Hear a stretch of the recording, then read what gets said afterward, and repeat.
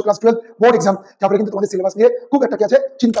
Class শুরু করার আগে তোমাদের জানা উচিত যে কি চ্যাপ্টার তোমাদের রয়েছে, প্রোজ, পোয়েট্রি, ড্রামা, গ্রামার এবং ওই চেঞ্জটা কি এসছে, কি মার্কস এসছে। আজকে আমি এই ভিডিওতে কিন্তু তোমাদের সব চিন্তা সহজেই মুক্ত করে দেবো। Unit 1 pros, unit 2 poetry, drama, unit 3 MCQ suggestion হয় না, আমি এটা গলায় জোর দিয়ে বলছি। যত টিচারই বলুক আমি কিন্তু একমাত্র পারবো না, আমাকে ক্ষমা করে দেবেন। এর জন্য যদি আমার পরেই এই ড্রামাটা রয়েছে যেখান থেকে ডিসক্রিপটিভ প্রশ্ন আসবে, তোমাকে আর কিন্তু সেমিস্টার পরে পড়তে হবে না। হ্যালো স্টুডেন্টস, আমি তোমার টিচার স্যার। আজ আবার তোমাদের সাথে চলে এসেছি তোমাদের সব সমাধান নিয়ে, বিশেষ করে ইংলিশ। আজকের এই ভিডিওটা বানানোর কারণ হচ্ছে যারা এই মুহূর্তে সেমিস্টার 1, সেমিস্টার 2 ক্লাস 11 কমপ্লিট করে ক্লাস 12 এর সেমিস্টার 3 এর দিকে এগোচ্ছ, তাদের ইংলিশ সিলেবাস নিয়ে আমার খুব জানানোর দরকার আছে। কারণ এটা খুব ভাইটাল হয়েছে, কারণ কিছু সিলেবাস কিন্তু চেঞ্জ হয়েছে। সেই চেঞ্জটা আমরা কি করব, ফলো করব, যে ওই চেঞ্জটা কি এসছে, কি মার্কস এসছে সেটা কিন্তু আমরা লক্ষ্য রাখবো।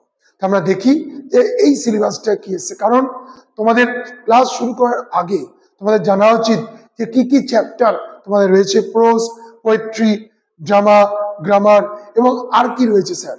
কারণ যদি না জেনে আমি পড়তে যাই তাহলে কি হবে, যেহেতু এমসিকিউ আর মেন জায়গা তোমরা যাচ্ছ ক্লাস 12 বোর্ড এক্সাম, যার ফলে কিন্তু তোমাদের সিলেবাস নিয়ে খুব একটা কি আছে চিন্তা রয়েছে।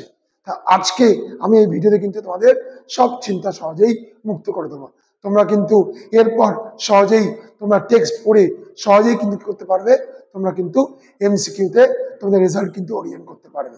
তা এসো আমরা বোর্ডে দেখাই তোমাদের, তোমরা বোর্ডটা ক্লিয়ার করবে এবং বুঝতে পারলে অবশ্যই কিন্তু কমেন্টে লিখবে, না স্যার আমরা পুরো 12 এর সিলেবাসটা সহজে বুঝতে পেরেছি। দেখো তোমাদের আমি লিখেছি বোর্ডের সিলেবাস সেমিস্টার 3 ক্লাস 12 লেখাই আছে। 40 মার্কস তোমাদের হচ্ছে এমসিকিউ। প্রথম আসছি প্রোজ, ইউনিট 1 আমরা টোটাল 5টা ভাগ করেছি। Unit 1 pros, unit 2 poetry, drama unit 3, grammar unit 4, reading comprehension unit 5। এই 5টা ইউনিটে তোমাদের কিন্তু পুরো সিলেবাসটাকে ভাগ করে দিয়েছে। তাহলে দেখা যাক ইউনিট 1 এ কি রয়েছে। প্রোজ ইউনিট 1 এ ওরা 3টে প্রোজ দিয়েছে, তোমাদের বইতে 2টো রয়েছে আর একটা সিলেবাস চেঞ্জ করেছে। ওটা যেহেতু তোমাদের ওই পুরোনো বইটা রয়েছে ওটা থেকে চেঞ্জ করে ওরা নতুন করে তোমাদের কি দেবে, টেক্সট দেবে। সেই টেক্সটে আমরা দেখি 1 নম্বরে আছে দ্য নাইট ট্রেন অ্যাট দেলোই, কার লেখা, রাস্কিন বন্ডের। খুব সুন্দর গল্প, খুব পড়ে ভাল লাগবে এবং তোমরা সহজেই কিন্তু পড়ে বারবার রিডিং বেরি তোমরা সহজেই কিন্তু বুঝতে পারবে।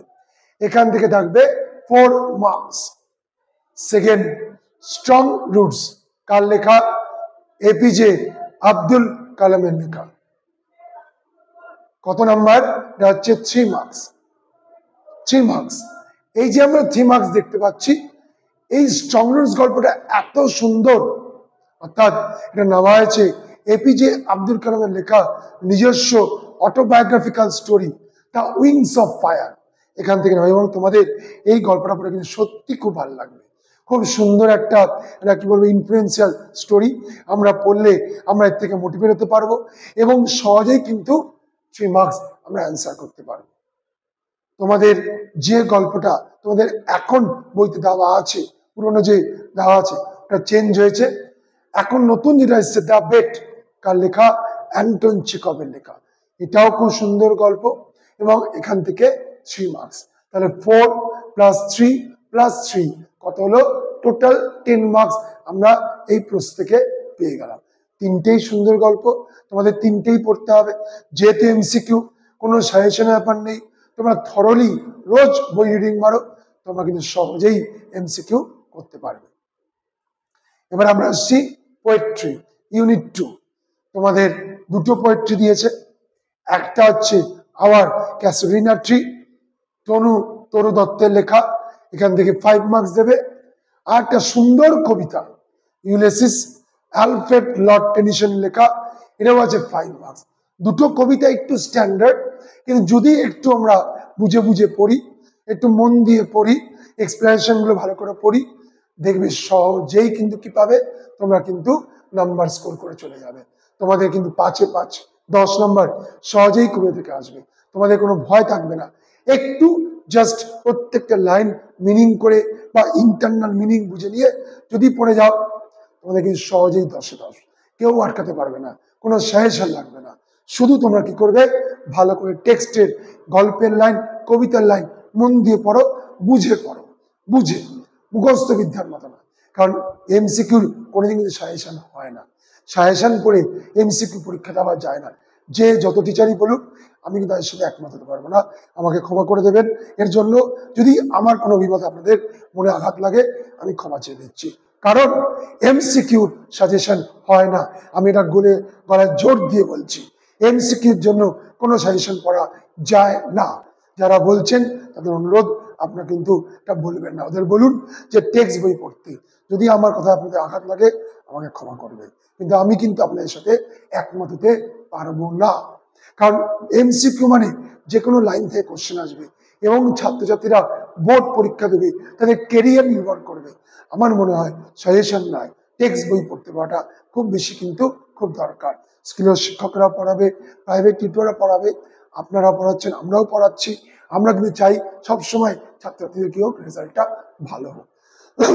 তাই তাদেরকে মোটিভেট করা কি দরকার, বই পড়ার জন্য, টেক্সট ফলোয়ার করার জন্য, সাজেশন নয়। সাজেশন নয়, টেক্সট পড়ো তোমরা। তাহলে ইউনিট 2 ক্লিয়ার। Unit 3 drama. এই ড্রামাটার কি সুবিধা আছে এটা বলি। তোমাদের যে গল্পে যে ড্রামাটা ছিল, এটা পাল্টে এটা দিয়েছে, যেটা সবচেয়ে বড় গুরুত্বপূর্ণ।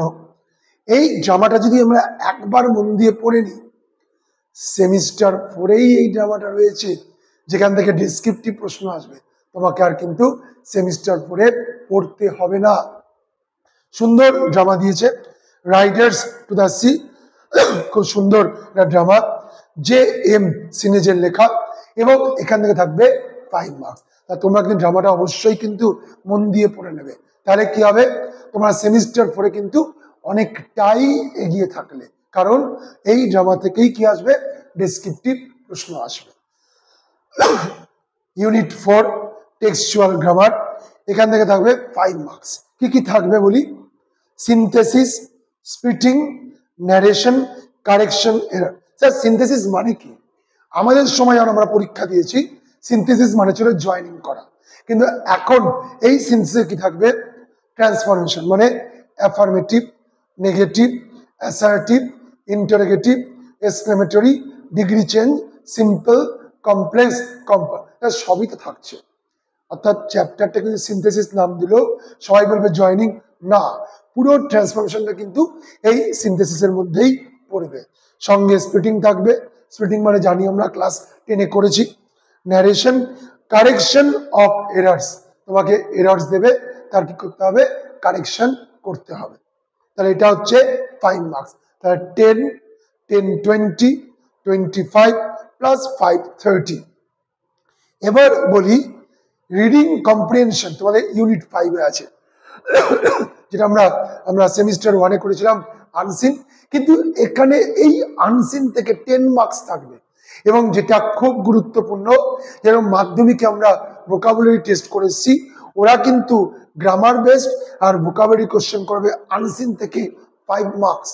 যার ফলে আমায় কিন্তু স্টক ওয়ার্ড খুব স্ট্রং রাখতে হবে, কারণ আনসিন থেকে যখন ওয়ার্ড মিনিং দেবে, যদি ওয়ার্ডটার মানে না জানি, আমি কোন অপশনে ঠিক মার্ক দেবো?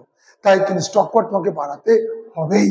ঠিক যেভাবে মাধ্যমিকে আমরা করেছিলাম স্টক ওয়ার্ড মানে বের করে করে, এখানে তোমরা করবে প্র্যাকটিস, তোমরা সহজেই কি পেয়ে যাবে, 5 মার্কস। আরো 5 মার্কস কি থাকবে, কোর্স আনসিন থেকে আমি পড়ে আন্ডারস্ট্যান্ডিং অ্যান্ড ইনফ্লুয়েন্স, অর্থাৎ কি পড়ে বুঝতে পেরেছি, সেই ধরনের কিছু কি থাকবে, এমসিকিউ। কত নম্বর থাকবে, 5 মার্কস। তা টোটাল কত হলো, প্রোজে 10, পোয়েমে 10, 20, ড্রামায় 5, 25, গ্রামারে 5, 30, আর কম্প্রিহেনশন থেকে টোটাল হচ্ছে গিয়ে 10 মার্কস, 40। এই হচ্ছে আমাদের টোটাল সিলেবাস। আমি তোমাদের জানালাম এই কারণে, তোমরা যেহেতু স্কুল শুরু হবে, সবারই একটুখানি রিল্যাক্স নিচ্ছ, তোমাদের ক্লাস শুরু হয়ে যাবে, তা তোমরা যার কাছেই পড়ো, যেভাবে পড়ো, মন দিয়ে পড়বে। এবং বারবার রিপিট করছি, তোমরা কিন্তু সাজেশন পড়ে যেও না, তোমরা টেক্সট পড়ো, মন দিয়ে পড়ো, স্যাররাও পড়াবেন, আমরাও পড়াবো, আমাদের পড়াও শুনো। তোমাদের নিশ্চয়ই ওই রিডিং মারলে প্রতিটা টেক্সট এবং গল্প তোমরা সহজেই কিন্তু বুঝতে পারবে। তোমরা এইভাবেই পড়াশোনা করে মন দিয়ে ভালো রেজাল্ট করো, এই আশীর্বাদ করি। যদি তোমাদের কোনো কোয়ারি থাকে তোমরা কমেন্ট বক্সে লিখবে, আমি কিন্তু অবশ্যই তার উত্তর দেওয়ার চেষ্টা করব। এবং তোমরা দেখেছো আমার মাধ্যমিক এবং ক্লাস 11 যারা পরীক্ষা দিয়েছে, 12, সব কোশ্চেনই কমন এসছে। আমি সাজেশন দেবো না, আমি এমসিকিউ পড়তে বলবো। আমি যে কোশ্চেন পরীক্ষা নেবো তার কিছু আমি স্যাম্পল দিয়ে দেবো আমাদের ডিসক্রিপশন বক্সে, তোমরা দেখে নিয়ে নিশ্চয়ই প্র্যাকটিস করো। তোমরা কিন্তু অবশ্যই সেখান থেকে কমন পাবে। আমি বলছি বারবার করে, সাজেশন নয়, বই পড়ে অ্যান্সার করো। আমি যে দেবোটা জাস্ট প্র্যাকটিস করার জন্য, তোমরা ওই প্র্যাকটিস করে আশা করি ভালো রেজাল্ট করবে। আমার এই টিটো স্যার ইংলিশ হাব এই চ্যানেলটাকে তোমরা লাইক, শেয়ার, সাবস্ক্রাইব করে দিও। বেল আইকন যদি প্রেস করতে ভুলো না, তাহলে কিন্তু এরকম নতুন নতুন নোটিফিকেশন তোমাদের কাছে পৌঁছবে না। তোমরা ভালো থেকো, সুস্থ থেকো, ভালো করে পড়াশোনা করো, ভালো রেজাল্ট করো, এই আশীর্বাদ করে আমি আমার ভিডিও শেষ করলাম। নমস্কার।